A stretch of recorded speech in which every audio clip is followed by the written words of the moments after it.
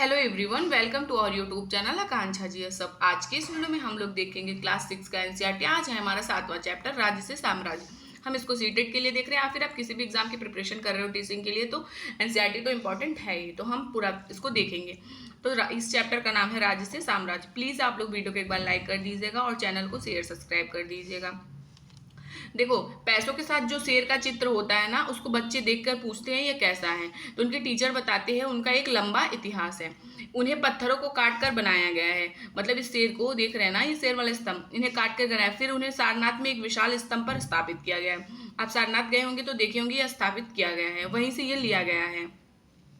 ठीक है। सारनाथ हम जिनके बारे में 6 चैप्टर में पढ़ चुके हैं, जहां गौतम बुद्ध ने अपना सबसे पहले उपदेश दिया था।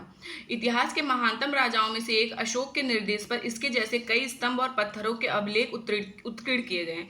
बस यही नहीं, बहुत सारी जगह पे ऐसे पत्थरों का उत्कीर्ण किया गया है, बनाया गया है। अशोक ने जैसे सांची का स्तूप, ये सब। इसके पहले कि हम यह जाने कि इन अभिलेखों में क्या लिखा है, यह समझने की कोशिश करें कि उनके राज्य को साम्राज्य क्यों कहा जाता है। मतलब कि राज्य था ना, तो साम्राज्य क्यों कहा जाता है? कुछ बड़ा होगा तभी तो साम्राज्य कहा जाता है।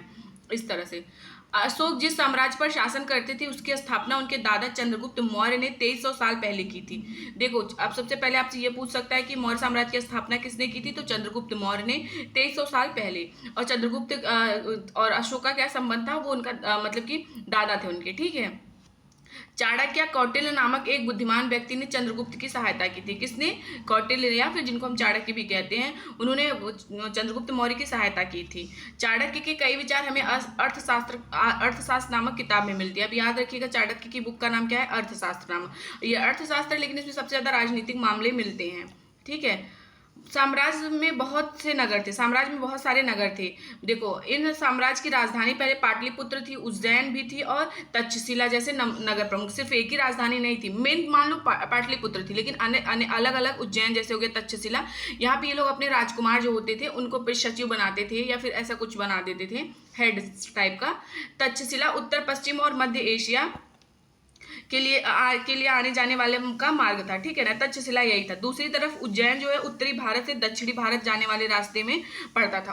उज्जैन इन लोग कब जाते थे? उत्तरी भारत से लेके जब दक्षिणी भारत में जाते थे। और उज्जैन अभी कहाँ है? एमपी में ना, तो वहां पे पड़ता था। शायद नगरों में व्यापारी, सरकारी अधिकारी और शिल्पकार रहा करते हैं। ऐसा माना जाता है शायद इन नगरों में व्यापारी, सरकारी अधिकारी और शिल्पकार रहा करते होंगे। देखो, वंश देख लो। वंश क्या होता है? एक ही परिवार के कई सदस्य एक के बाद एक राजा बनते, तो उन्हें वंश कहा जाता है। जैसे अब हम लोग के पापा हैं, वहाँ भाई है, फिर इस तरह से, और आप लोग के भी तो इसी तरह से कि आप हम लोग एक ही वंश के।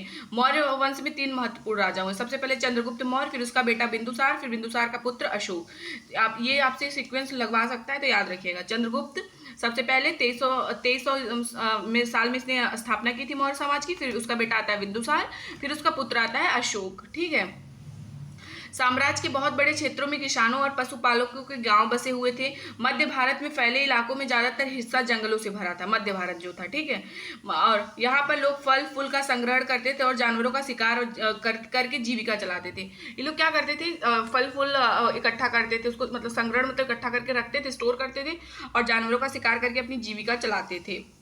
साम्राज्य के अलग अलग इलाकों में लोग भिन्न भिन्न भाषाएं बोलते थे। मतलब अलग अलग इलाकों में अलग अलग भाषाएं बोलते थे। वे लोग शायद अलग अलग प्रकार की भोजन भी करते होंगे। सबका अपना अलग अलग होता है ना। और यहाँ तक कि अलग अलग किस्म की पोशाक भी पहनते थे वो लोग। मतलब अलग अलग टाइप का कपड़ा भी पहनते थे, अलग अलग। जरूरी नहीं सब एक जैसा ही पहने। राज्य से कैसे भिन्न है? देखो, राज्य से साम्राज्य कैसे भिन्न है। देखो, राज्य से साम्राज्य जो है ना, वो नाम से पता चल रहा है, लेकिन चूंकि साम्राज्य राज्यों से बड़े होते, उनकी रक्षा के लिए बड़े सेनाओं की जरूरत होती है, इसलिए सम्राटों को राजकुमारों की तुलना में ज्यादा संसाधनों की जरूरत होती है। इसी कारण उन्हें बड़ी संख्या में कर इकट्ठा करने वाले अधिकारियों की भी जरूरत होती होगी, है ना। साम्राज्य का प्रशासन, चूंकि मौर्य साम्राज्य बहुत बड़ा था। देखो, मौर्य साम्राज्य जो था वो बहुत बड़ा था, इसलिए अलग अलग हिस्सों पर अलग अलग ढंग से शासन किया जाता था। पाटलिपुत्र और उसके आसपास के इलाकों पर सम्राट का सीधा नियंत्रण था। पाटलिपुत्र हो गया और उसके आसपास के इलाकों पर किसका सीधा नियंत्रण था? सम्राट का सीधा नियंत्रण था। ये याद रखिएगा। इसका मतलब यह हुआ कि इस इलाकों में गांव, शहर, किसान, पशुपालक, शिल्पकार और व्यापारी कर इकट्ठा करने के लिए मतलब लिए राजा अधिकारियों की नियुक्ति करता था। अब राजा जाके किसी से वो टैक्स तो मांगेगा नहीं कि आप हमें कर दो, तो वो अधिकारियों को नियुक्त करता था। जैसे अभी देखो यार, इनकम टैक्स ऑफिसर वगैरह बनाए जाते हैं। अब जाके आके मोदी जी थोड़ी ना हम लोग से बोलेंगे टैक्स दो आगे खटखटाएंगे, ऐसा नहीं है ना। तो इसी तरह वहां पे भी वो अधिकारी नियुक्त करते थे। जो राजाओं के आदेशों का उल्लंघन करते थे अधिकारी उनको सजा भी देते थे। देखो, जो राजाओं के आदेशों का उल्लंघन करते थे अधिकारी उनको क्या करते थे, सजा भी देते थे। इनमें से कई अधिकारियों को वेतन भी दिया जाता, इसमें कई अधिकारी जो थे उनको वेतन भी दिया जाता था। संदेशवाहक एक जगह से दूसरी जगह घूमते थे और राजा के जासूस के अधिकारियों के कार्यकलाप पर नजर रखते थे। कुछ संदेशवाहक भी रखे जाते थे, ये देखते थे कि कहीं अधिकारी करप्शन तो नहीं कर रहा है, फिर उस पर नजर रखते। जैसे अब आजकल देखो यार, जो अधिकारी करप्शन करता है वीडियो बन जाता है, उसी तरह से इन सब के ऊपर सम्राट था जो राज्य परिवार का वरिष्ठ मंत्रियों की सहायता से मतलब सब पर नियंत्रण रखता था।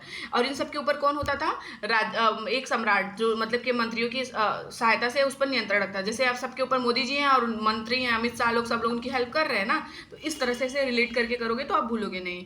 ठीक है, मौर्य साम्राज्य के भीतर कई छोटे या प्रांत थे। देखो, मौर्य साम्राज्य के भीतर कई छोटे या मतलब क्षेत्र या फिर प्रांत दोनों थे, ऐसा नहीं कि बड़े बड़े थे, छोटे भी प्रांत और क्षेत्र थे। इन पर तक्षशिला या उज्जैन जैसी प्रांतीय राजधानी शासन किया जाता था।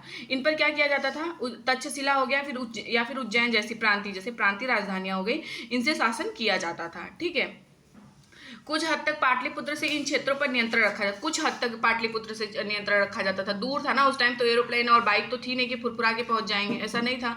तो ऐसा क्या करते थे, जैसे उसके बगल के लोग थे, जैसे मतलब कि उज्जैन वाले लोग जहाँ जो पास रहते थे वो रख लेते थे, और या फिर जैसे तक्षशिला से ये लोग नियंत्रण रख लेते थे। और अक्सर राजकुमारों को वहाँ का राज्यपाल यानी गवर्नर बनाकर भेजा था। मैंने आपको पहले बताया था, सचिव या फिर गवर्नर आप जो बोल लो, कि उस तरह से बना के भेजा जाता था। लेकिन ऐसा लगता है कि इन जगहों पर स्थानीय परंपराओं और नियमों को ही माना। भले से राजकुमार पाटलिपुत्र से होके गए कि पाटलिपुत्र को नियम को नहीं मनवाएंगे, वो वहाँ के लोगों के ही परंपरा और नियमों को मतलब मानते थे, क्योंकि अगर लोगों के साथ रहना है तो लोगों के हिसाब से चलना पड़ेगा, उनको खुश तो रखना ही पड़ेगा। प्रादेशिक केंद्रों के बीच विस्तृत क्षेत्र थे। इनके इलाकों में मौर्य शासक सिर्फ मार्गों और नदियों पर नियंत्रण रखने की कोशिश करते थे, जो कि आवागमन के लिए महत्वपूर्ण थी। मतलब इन इलाकों में जैसे तक्षशिला हो गया, उज्जैन पे, ये लोग मौर्य शासक लोग क्या करते थे, किस पे नियंत्रण रखते थे, मार्ग पे और नदियों पर नियंत्रण रखते थे, क्योंकि यही आवागमन के लिए थे। मतलब कि जो बाहरी लोग थे उनके आक्रमण से बचाने के लिए, फिर जो बिना पूछे यहाँ पे व्यापार करने आ जाते थे उनके लिए था। ठीक है, ये याद रखिएगा। यहाँ से उन्हें जो भी संसाधन कर और मतलब भेंट के रूप में मिलता था वो इकट्ठा किया जाता था। मतलब जो भी चीज़ मिलता था इन्हें टैक्स के रूप में, और ये लोग इकट्ठा करके लेके भाग जाते थे अपने पाटलिपुत्र में। उदाहरण के लिए अर्थशास्त्र में यह लिखा है कि उत्तर पश्चिम कंबल के लिए और दक्षिण भारत सोने और कीमती पत्थरों के लिए प्रसिद्ध था। ये याद रखिएगा। अर्थशास्त्र में क्या लिखा है, उत्तर पश्चिम में किस लिए फेमस था, कंबल के लिए, और दक्षिण भारत जो था वो सोने के लिए फेमस था, प्रसिद्ध था। संभव के संसाधन नजराने के रूप में इकट्ठा किए जाते थे। अब आपसे पूछा जाएगा नजराना होता क्या है, हर बार आता है नजराना, और मैं आपको बताती हूँ आगे। और अंत में जंगल वाले इलाके आते थे, वहाँ रहने वाले लोग काफ़ी हद तक स्वतंत्र थे। उनसे यह उम्मीद की जाती थी कि वो मौर्य पदाधिकारियों को हाथी, लकड़ी, मधु और मोम जैसी चीज़ें ला कर दें। मतलब ये सब जो जंगल में रहते थे, आकेटक खाद्य संग्राहक लोग जो थे, वो लोग की बात हो रही है। ठीक है, जो आदिवासी लोग, इस तरह से समझ लीजिए। नजराना क्या होता है, जहाँ कर नियमित ढंग से लिए जाते थे वहीं नजराना अनियमित रूप से जब भी संभव इकट्ठा किया जाता था।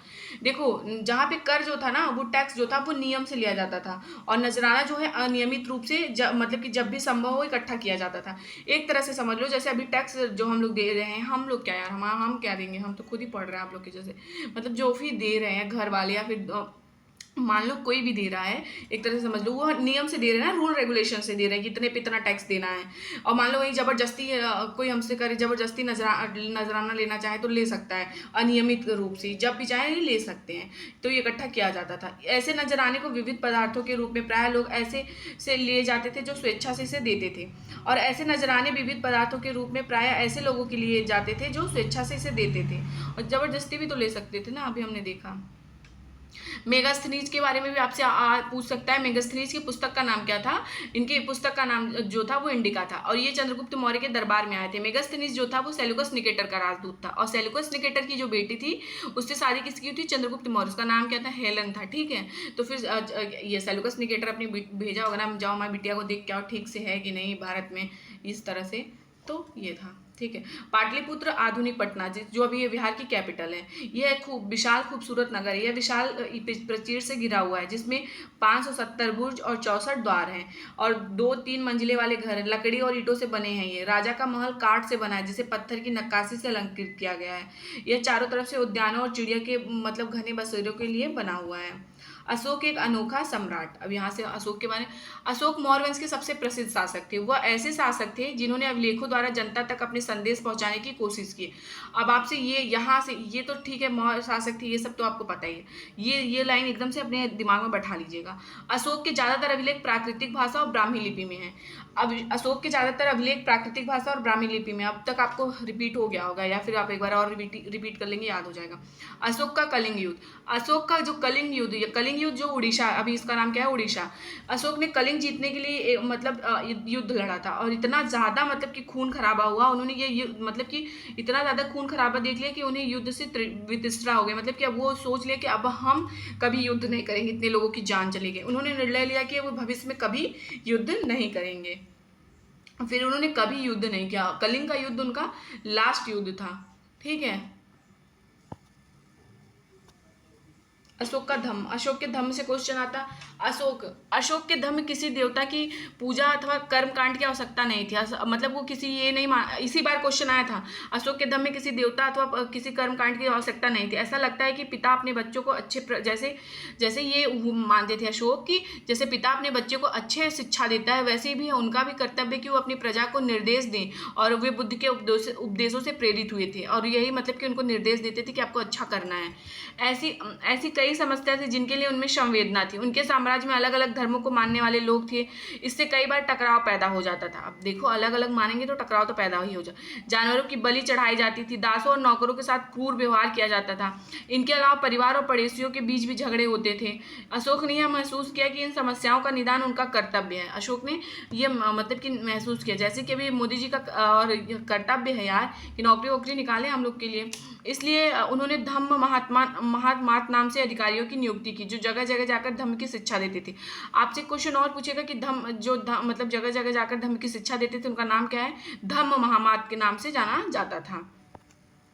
इसके अतिरिक्त अशोक ने अपने संदेश कई स्थानों पर मतलब शिलाओं और स्तंभों पर खुदवाए थे। अशोक ने अपने ये तो करवाए, अधिकारियों को यह निर्देश दिया कि वे राजा के संदेश को उन लोगों को पढ़कर सुनाए जो खुद पढ़ नहीं सकते थे। मतलब कि जो अधिकारी को उन्होंने निर्देश दिया कि ये संदेश आप पढ़ के सुनाइए, जो मतलब लोग नहीं पढ़ पाते थे। अशोक ने धम्म के विचारों को प्रसारित करने के लिए सीरिया, मिस्र, ग्रीस में अपने दूत भेजे थे। और ये सब तो छोड़ो, वो अपने पुत्र महेंद्र और पुत्री संघमित्रा को इस कार्य के लिए श्रीलंका भेजा था। ये क्वेश्चन आता है। ठीक है, वो अपने पुत्र महेंद्र को और पुत्री संघमित्रा को कहाँ पे भेजा था, श्रीलंका, इसके प्रचार के लिए। ठीक है, उन्होंने सड़कों बनवाई थी, कुएं खुदवाए थे, विश्राम गृह बनवाए थे। इसके अतिरिक्त उन्होंने मनुष्यों और जानवरों की चिकित्सा की भी व्यवस्था की थी। किसने, अशोक ने। ठीक है, अब एक चीज यहाँ से भी आता है, ब्राह्मी लिपि आधुनिक भारत की ज्यादातर लिपियां पिछले सैकड़ों वर्षों में ब्राह्मी लिपि से उत्पन्न हुई। आप अ अक्षर को अलग अलग भाषाओं में देख सकते हैं। देखो, जैसे आरंभिक ब्राह्मी लिपि में अ ऐसे लिखा जाता है, देवनागरी लिपि हम लोग इसी का देवनागरी लिपि यूज करते हैं ना, अ ऐसे, बांग्ला में ऐसे, मलयालम में ऐसे, तमिल में ऐसे अ बनाया जाता है। ठीक है, अलग अलग से, और हम ये देवनागरी लिपि यूज करते हैं। देखो, मौर्य साम्राज्य की शुरुआत कब हुई थी, 2300 साल पहले हुई थी। मौर्य साम्राज्य की शुरुआत 2300 साल पहले हुई थी। और एक लास्ट में एक चीज़ और है, इसको थोड़ा सा हम पढ़ लेते हैं। लगभग 22 वर्ष पहले मौर्य साम्राज्य का पतन हो गया। इसके स्थान पर कई नए राज्यों का उदय हुआ। पश्चिमोत्तर में उत्तर भारत के कुछ भागों में करीब 100 साल तक हिंद यवन राजाओं का शासन रहा।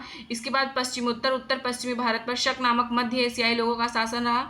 इनमें से कुछ राज्य लगभग 500 वर्षों तक टिके रहे, जब तक कि शक शासकों को गुप्त शासकों से पराजय नहीं मिल गई। शक शासक तब तक थे जब तक गुप्त शासक इनको पराजित नहीं कर। शक के बाद कुषाण आए, लगभग 2000 वर्ष पहले का शासन इनका स्थापित हुआ था। कुषाण के बारे में हम चैप्टर 8 में पढ़ेंगे। उत्तर तथा मध्य भारत में कुछ इलाकों में मौर्य सेना नायक पुष्य मित्र शुंग ने एक राज्य की स्थापना की। शुंगों के बाद कर्ण तथा वंशों का शासन मतलब इसे चलता रहा। लगभग 1700 वर्ष पहले गुप्त साम्राज्य की स्थापना हुई। हमने देखा कि पश्चिम भारत के कुछ हिस्सों पर शकों का शासन था। यहाँ पश्चिमी भारत तथा मध्य भारत पर शासन कर रहे थे। सातवाहन शासकों के साथ कई युद्ध हुए थे, मतलब कई इनके युद्ध हुए थे। किसके, शक शासक के। लगभग 2100 साल पहले स्थापित सातवाहन राज्य लगभग 400 सालों तक टिका रहा। लगभग 1700 वर्ष पहले मध्य तथा पश्चिमी भारत में वाकाटक वंश का स्थापना हुआ था। वाकाटक वंश से भी बहुत क्वेश्चंस आते हैं। ये चीज़ मतलब देखिए आप थोड़ा सा याद रखेंगे ना तो ज़्यादा सही रहेगा। दक्षिण भारत में 2200 से लेकर 1800 साल पूर्व के बीच चोल, चेर, पांड्य ने शासन किया था। लगभग 1500 साल पहले पल्लव, चालुक्य, दो बड़े राज्यों की स्थापना हुई थी। तो फिर हमारा ये जो चैप्टर था ना ये समाप्त हो। अगर आपको नोट्स परचेज करना हो तो प्लीज़ कमेंट में जो नंबर है आप उस पर मैसेज करिए। नोट्स की प्राइस 49 रुपये, इसमें हिस्ट्री, ज्योग्राफी, पॉलिटिकल साइंस तीनों हैं। तो वीडियो को एक बार सब्सक्राइब भी लाइक करिएगा, कमेंट और सब्सक्राइब भी करिएगा। आप लोग के सपोर्ट की ज़रूरत है मुझे। क्यों